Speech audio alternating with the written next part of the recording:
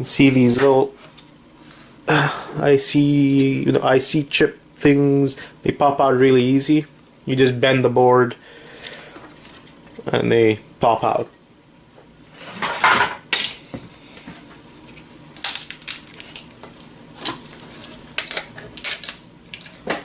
So you should do the same thing when you get peripheral boards like this.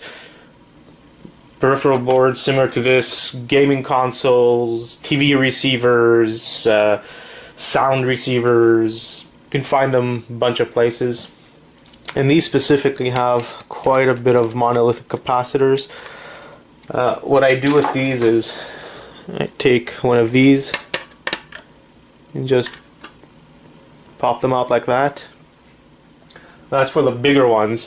For the smaller ones here, they're kind of hard to see.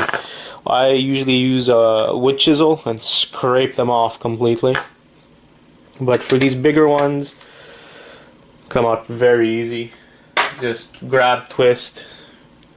Any type of plier would do. These I find are really good because of the needle point. You should definitely take out the monolithics on all your peripherals and even motherboards. I haven't run into anyone that complains about having them removed when I sell the boards, so I do it. And I get, like in one of my other videos, I get about $4 an ounce on those things.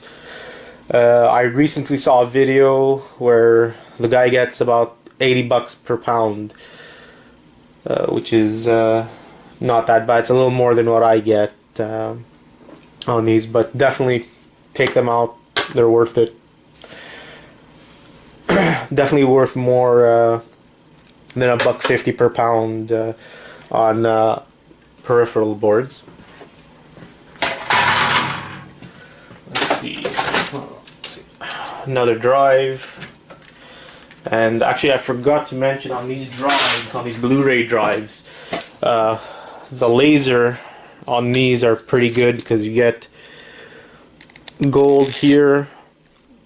You can remove this and sell it as a gold tipped connector or refine it yourself.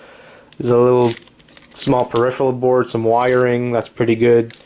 I know the shell of these lasers are aluminum. But another fun thing, they have a diode. Not sure if you can see it. There's a diode here that looks, when you remove it, looks like this.